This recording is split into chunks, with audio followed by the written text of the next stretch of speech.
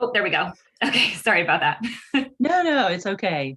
I'm in grad school, so I'm used to them going, it's not recording. I was like, where did my red button, my little button go? So my name is Rosalind Mihrimah. I'm a Laurel from the Kingdom of Gleann Abhann. I am considered that I was laureled for non-European dance and costuming. That is my emphasis. And while I do not have a New World persona, I guess I like to think of myself as a dance historian. I love finding these dances in the SCA time period and basically falling down a rabbit hole of how this dance might have been, because we run into the problem the earlier we go, and with depending on what culture we are looking at, that we are all we have is possibly drawings and maybe some written references, unlike perhaps European 16th century with the Playford descriptions and all that detailed dance steps. We're not looking at that. So what I do is basically experimental and my best guess on how this dance might have been. And I've done that for using images of the bacchanal in pre-Islamic Egypt in the 3rd to 5th centuries. I've done that creating 16th century Turkish dance, Ottoman Turk dance, looking in a period of about 100 years in that culture. And then this happened to fall into my lap, as you know, I like it when fate intervenes. And my current seneschal for the Shire of Iron Ox, where I live, wanted to do, a New World persona. And he showed me this book about native groups on the eastern seaboard of the United States. And this is so cool. Let's look and see what we can do. And I saw this picture. And Cecily's got a link to a very poor handout. I'm sorry. Apparently I screwed up. User error on my what do you call it, the OneDrive, and totally messed that up. So this is what I slapped together last night, the bare bones of what we're going to go over today. And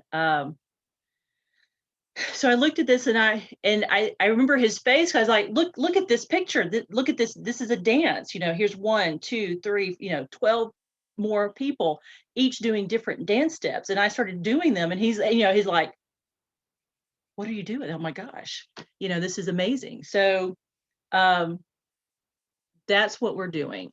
And it's one image that we're going to be focusing on, because to mix different images, you are possibly mixing different types of a different dance. So we are looking at what John White in 1585 did watercolor wise. And John White was an interesting colonizer. He came back to Roanoke the second time, and he's also famous. He was the governor at that time, and he had the first child born in the colony. Fascinating figure.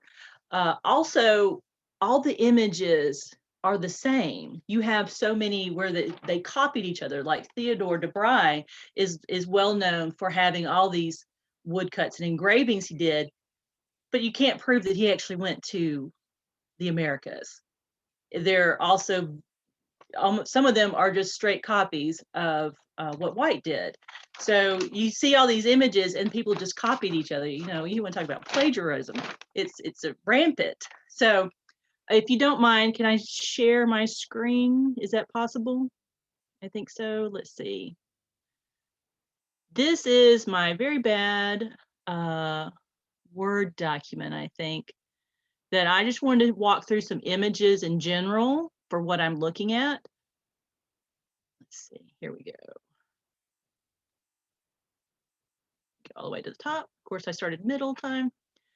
All right, so one of the authors of the time is Thomas Harriot, his Brief and True Report of the Newfoundland of Virginia for 1590.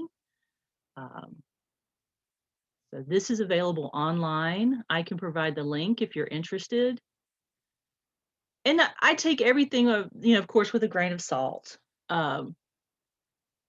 they were probably in both ways, that how shocked they were, the English were, when they came to this and saw the native indigenous people. So these are some other images I took, because one thing I'm looking at that if I will eventually create, from a costume, if I present this at a ANS competition. So again, this is from Roanoke, what the people wore. I love the group images. I've been trying to translate this stuff, how they write. All right, so here is Harriet's version of the John White image that we're going to be breaking down today. It's a straight copy. And then in other places, they call it the British Library. The documents call them the Sakota Indians. But what it is the Algonquin tribe that no longer exists in Eastern America. They were either destroyed, or those that were left migrated to what is now Canada, and the remaining tribes are there. So here's another version of the John White that in color. I love this. So this is going to be one of the images that we're focusing on today. And we're going to break down each of these dance steps as you can see them here. Now, just to give you other references, this is another Harriet image. This is another dance that I have not worked on yet, but it's obviously a dance the women did. And playing with it, it is really neat, kind of a swaying feel to it when you look at like the way their knees and their hips move.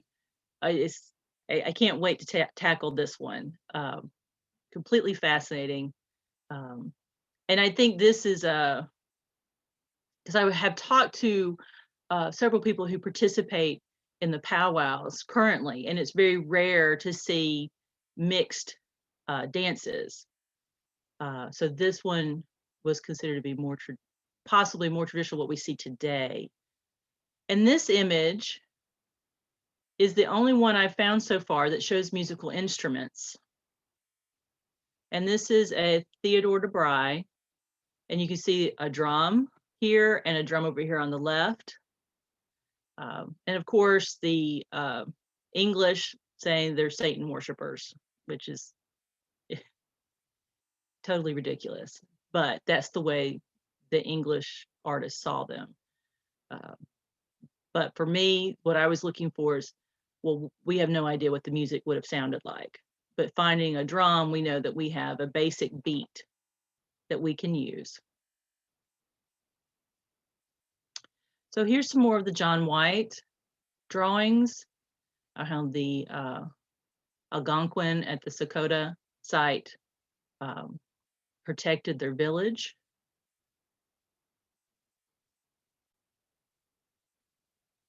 And then here's the John White actual drawing.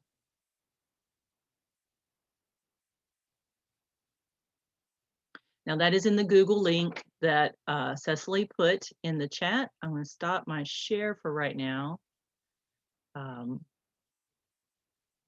The British Museum says that it may represent a green corn festival. I've not been able to find anything related to green corn, how that might be, but I love the play of shadows. I love the almost like ghosting of movement. I love how it feels with the flora that they're using, possibly either fans or rattles. We have one with a spear. There's so much to take in with that. So that is in the link. But I want to also, so looking at that image that you have, I did 2 breakdowns in that handout. One is the full movement. And unfortunately, I can't count well. 5, 6, 7, 8. I really don't do that well. But I started with this dancer right here on the image. And for whatever reason, instead of like going in linear, I went all the way over here to 2. So it's 1, 2. So sorry, I don't know why. It made sense at the time I did it. Now that I'm sharing it, and this is only the second time I've taught this class, so this is all very new for me. And then I taught it once before the pandemic hit, and then nothing. So finally, I'm excited for this because the more I teach it, the more it gets, it helps me learn and become a better presenter, helps me dive deeper into what I'm doing and what they might be doing. And I also would like to say that when you're working with this experimental stuff and people talk about oral traditions and how it was passed down, you have to be careful with that, because like a pebble dropping into a still pond, the ripples, how things will change. The whisper game is something I mentioned in the podcast, that if you've ever played the whisper game where you whisper the phrase to someone and it goes down the line, when they're trying to listen to it, and you get to this 8th or 9th person and they completely butcher it. Small changes hundreds of years ago could create large changes. So recreating something in the SCA, you have to take the image and say, this is all that I have. And I come from a dance background where I teach world dance, and I have to be very careful that I come with a clean slate with it, that I don't put whatever my modern thoughts are and trainings, with the exception of some safety issues, warming up and posture and things like that, that I don't apply that to recreating as true as possible to what this image is. So that's where we're starting at with this. And I want to make sure that all that is really clear. And when I'm writing my documentation, again, is that I say that this is experimental. This is my best guess. Did any of you ever have any dance experience? Just Rosie, you do dance? Do you do non-European dance too? I'm sorry, I'm throwing you under the bus. Yes, I do Middle Eastern dance. Yes. I am a semi-retired professional belly dancer. So, and you decided to go to grad school. Yes. So like you look at some of the images in the bacchanal and you're like, oh my gosh, the quivering thighs and the hip articulation that you see in the images, and it's hard not to want to go, oh, so you only can present that piece of it. You can't say, but they're, oh, you can't do all that. You have to be very specific, especially in the arts and science competitions, which is what we're doing. Baron Alfgar, are you a dancer? I am. Yay. Any particular style? Renaissance, English country dance. Awesome. Fantastic. So I'm going to stand up and step back, and I'm going to walk through the images that are in that Google document for you. Feel free to join me and follow along. And for the record, I am not dressed appropriately. I'm still exploring that on how they would have dressed with this. I think it's going to be interesting to put that together and present it, because I already caused a stir when I did the bacchanal. I'm a firm believer in bodysuits underneath things, so to create the look of it all. And so that's where I'm gonna, if I do this, and that's where I would have to go with that. So here we go. Dance steps based on the John White image. So everybody can see me okay? Can't see my, let me move my camera down a little bit so you can maybe see knees a little bit better. Better. All right. So breaking down the movements, a right knee lift with a torso twist, which is this one here, which is this position here. Okay? It's like a torso twist. Number 2, arm behind the back, left knee up. So we're here. He's here. And I'm trying not to point my toe. 3, right knee up, right arm up. It's up high. The arm's out here. There's 2. Next one is a sweeping motion with the left leg. So you're sweeping here. So let me turn sideways. Sweep it with the ankle to the rear end. Now that one, you can feel that one in the motion. You can see their head is turning with it too, because you're like, so think about that for a second, because this is what gets me so excited. You can feel that their head is tilting, their arms are moving, they're kicking their foot behind them, so they get this. So how do you get there? What is the transition? So that's what I want you to think about. What is the transition to that? Because you have to get from one step to the next. So the feeling of how do I move into that position creates the dance. Sorry, I get so excited about it. But that sweeping motion, and you feel that when you start to move it, and you're like, that's what I want you to think about, the transitions. The next one is, I call it an arabesque, which is the modern term for it, but that's what it feels like, because you're kicking the leg out and you're leaning into it. So if they went from sweep, and if I went to the other side, it's like a leap. If it's a sweep, leap, how do I, the transition? So feel the movement when the person is holding the fan or the gourd, and the leg is in the air. The leg is in the air.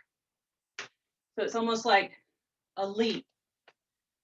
The next one is a kick, where the leg is here, the knee is bent, and they're reaching for the foot. Another knee lift is the next one at the top of the image. It's going to be the left leg here. So as high as you can get that ankle up, sweep it out to the side. The next image is another arabesque type, where they're out to the side, where the leg, you're out here, and arms are out, like you're catching yourself. Bomb. That's what it feels like. Another knee lift. On the other side, arms are bent, knee lifts. And in this one, look at the head. So this one, he's right up here, this one. His head is lowered. So we went from arabesque, where his arms are elbows are in, knee lifted. So the head position. So he's here. Okay. So we have another ankle to the glutes and another, kick that up. Look at the torso. The torso is dropping to one side, up. And I'm kind of gripping like I've got my my whatever fauna that they're holding, not fauna, flora, not fauna, here. And then the next one at 3 o'clock, this was interesting because she's got the gourd, the fan right here against her chest. And it almost looks like a hand on the hip. And she's kicking her foot back. Kicking her foot back. So it's like, huh. I love this one, because that arm on that hip's like, You guys hear me okay? Is the sound okay? Okay, great. The next one is the spear thrower. And it's almost like a running move where he's got his leg back here and he's got his spear. Okay. The final one is pretty simple. The 2 down at 6 o'clock, where you have the foot position. This is going to be hard to say, but the foot is behind. The foot is behind them here, and they're reaching out, touching each other. And the person next to them, their heels are together, also reaching out this way. In the center, they're holding each other. Oops, sorry. This is my first time to ever teach a virtual dance class, so I'm pretty, this is great. And in the center, they have where they're holding each other. There's some movement where the foot, that toe is kind of placed on the ground behind them.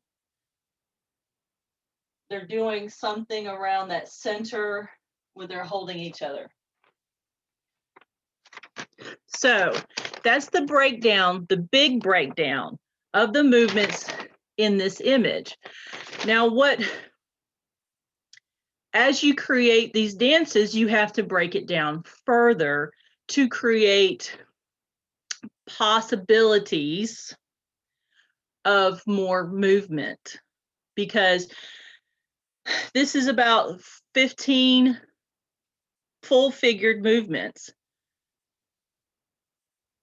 But from these images, we also know how to break it down: foot placement, leg placement, torso movements, head movements, and arm movements. Okay? So you want to take your image and then play with it as far as, I know that there's a torso twist. This is a movement I can play with, and perhaps start taking different movements and mixing documented movements this up and maybe mixing them together. So you know that they drop their head at some point. Well, maybe what if I mix that with the kick, where they're kicking that leg out and I'm dropping down? You can experiment and see how these would work together. Looking at these 15 or so movements, you can kind of feel how they would connect together. So, but to possibly create a greater dance, and greater, I don't mean like, I mean like a fuller, a more complete possibility of what this looked like, you need to take those smaller movements and consider those during the transition from move to move. Make sense? This is so I'm so excited. So I just want to make sure that, because I think the processes, that's one thing Isma and I talked about, was that you don't have to always have a complete picture of what you're trying to document, you know, that it is okay at some point to tell the, and I love ANS competitions. It's, you know, an ANS competition is like a crown list to me. I feel that any artisan that's willing to go out and put their heart out on a table to be reviewed, or possibly you could say judged, I mean, mad props to you guys. I love it. And I love that tournament type aspect of it, where I'm really just competing with myself and trying to educate the people that are judging me. You know, do I get this across to them? So anyway, that's where I'm going with this. So experimental Laurel. So let's go through the movements again, but a little more quickly, and see how we can put that together. I'm not going to play music. I have been struggling trying to find what I felt like was just a basic drum beat. the closest I've come to what I felt comfortable with. Some people might call just the meditation music, the new age music. It's excuse me. It's because until I find written documentation that talks about the singing and the music, I hate to make that assumption going forward. Do I feel like that? Was absolutely true? Oh yeah. But I can document the drums. That's where I'm at. So that is what I would present at this point, is that I know there's a drum. Give me a basic beat that I can use to create a rhythm for hitting these poses, these dance steps. So that's how I would do it. So let's go through them one more time, and I'm going to go a little bit faster, and then we're going to maybe take some questions and talk a little bit more. Turn this down a little bit. All right, so again, starting with why I started with this one at 4 o'clock, I don't know, but this is where we're going to start. Torso twist with a kick. Torso twist with a kick. To the knee. To the other knee, which is here. Here. Sweep. Sweep. Arabesque. Yeah. Kick. Knee. We'll do it on the other side. Knee. Arabesque again. This one's a little different than the first one. This one went this way. This one was like, ha, here. A knee with the head drop. Heel kick to the back. Torso drops. Hand to the hip. She's got her fan and hand on the hip. And that knee's up. Spear thrower.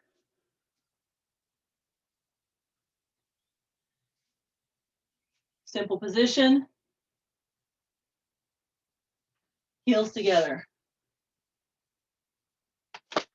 Those are the movements.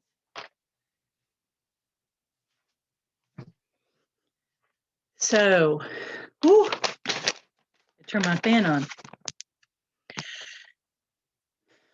The more you start to put these together, you start to feel a connection to what is done modernly, that you can feel a little bit of it, because you feel this, the sweep is what gets me, that sweep to the side with the head to the whatever they're here.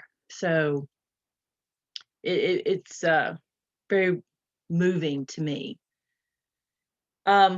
So far, do you guys have any questions about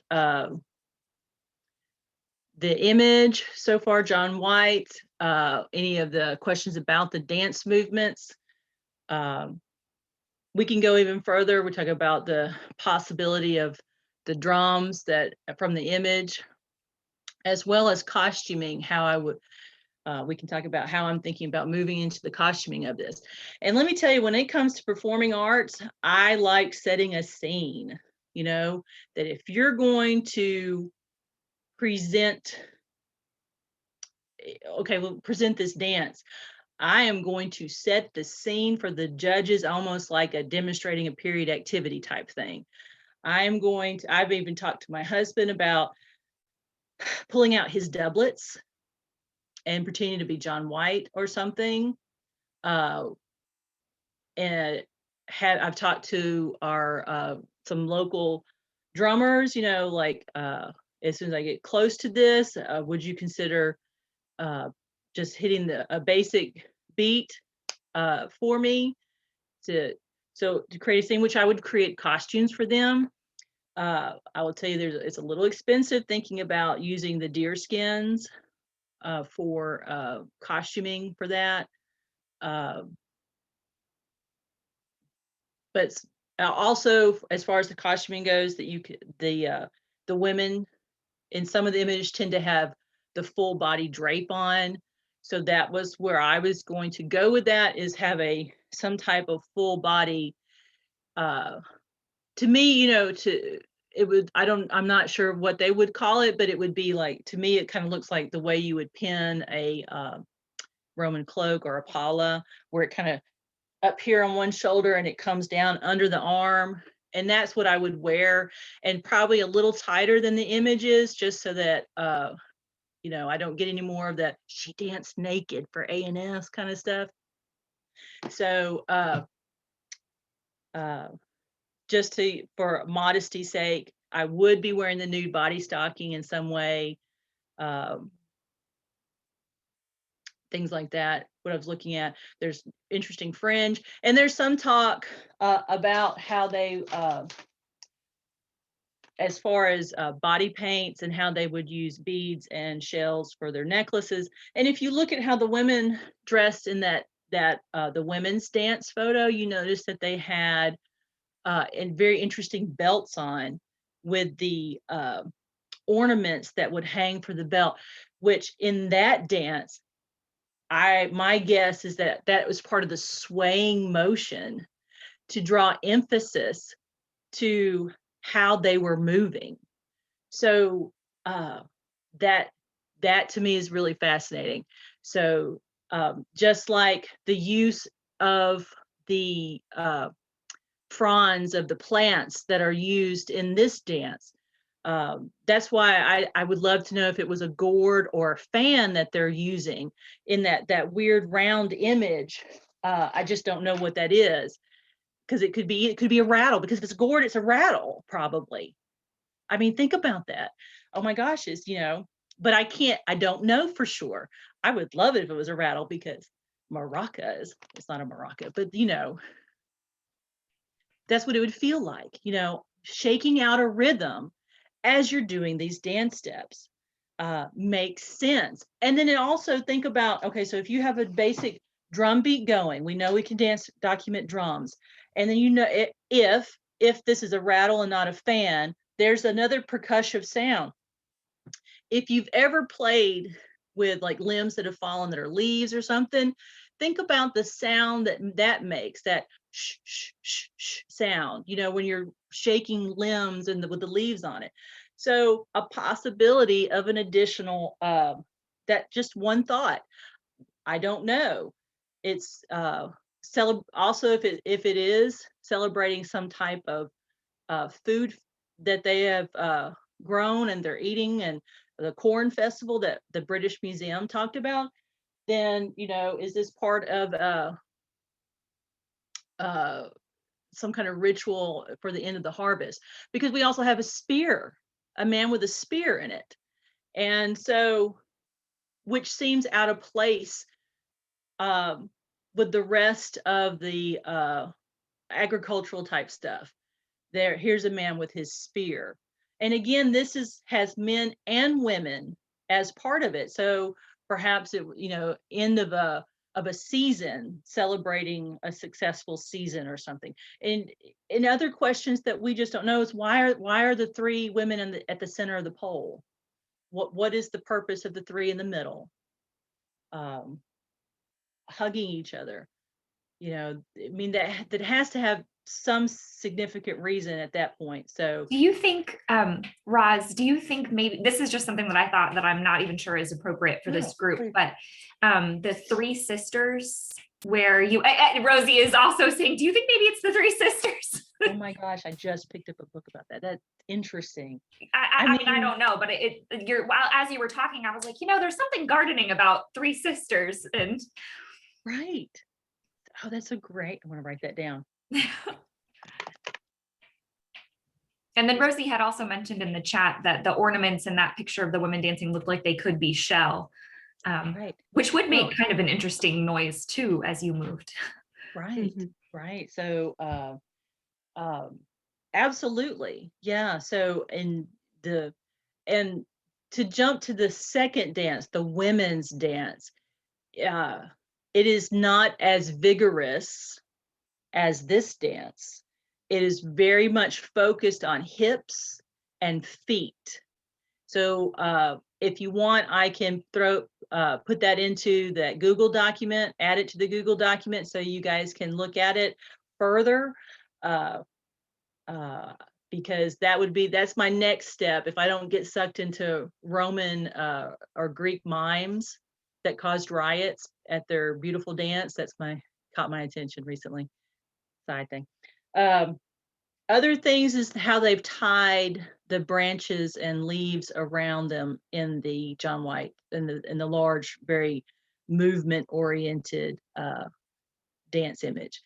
And if we go back and we look at the colored version, you can really see it looks like they've got full foliage all over them, which but only one person.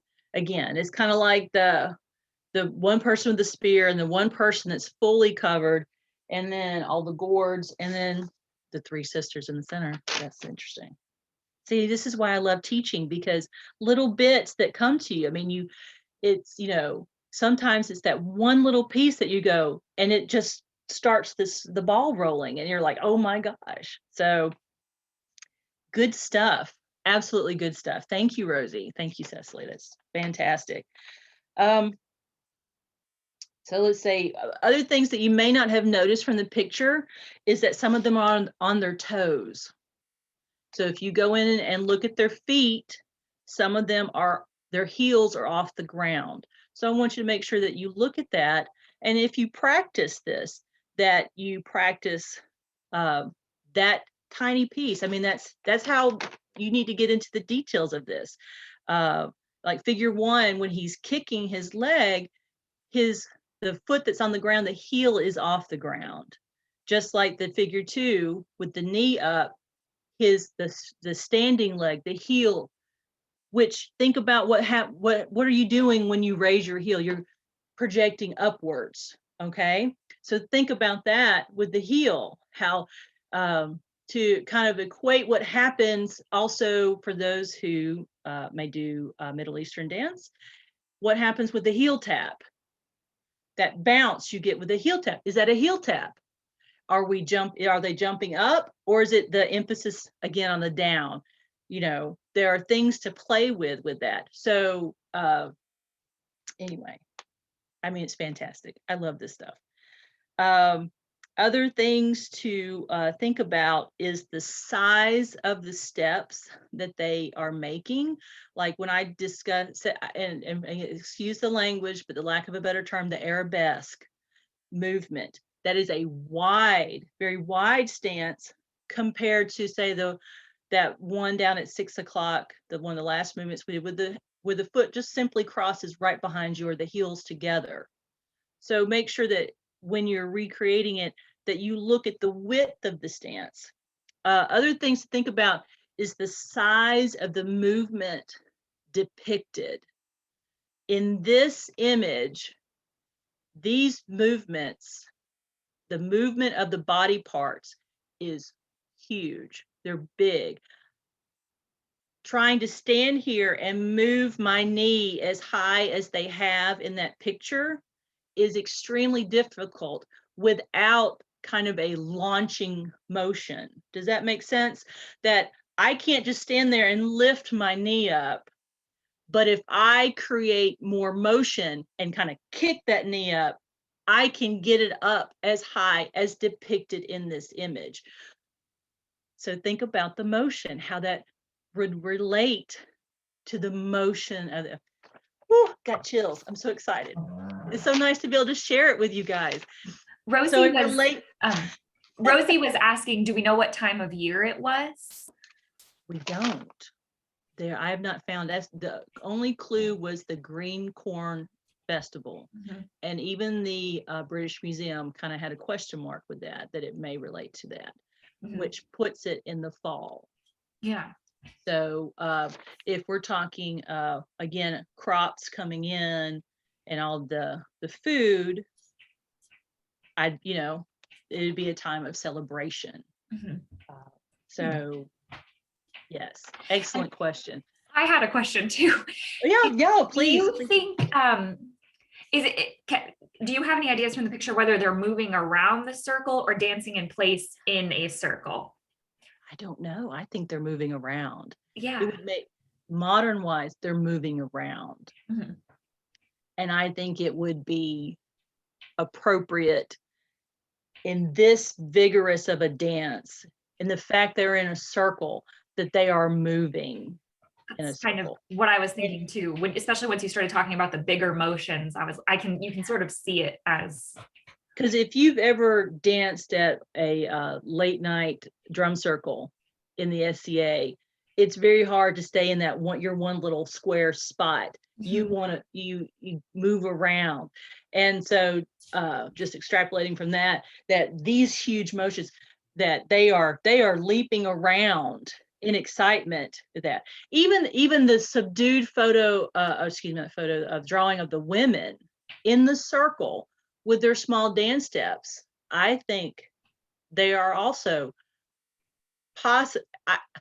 they're possibly moving the circle. They may be moving in and out too. It just depends. And I haven't played with that dance as much as I've focused on this one, because I don't feel like I have mastered this one yet.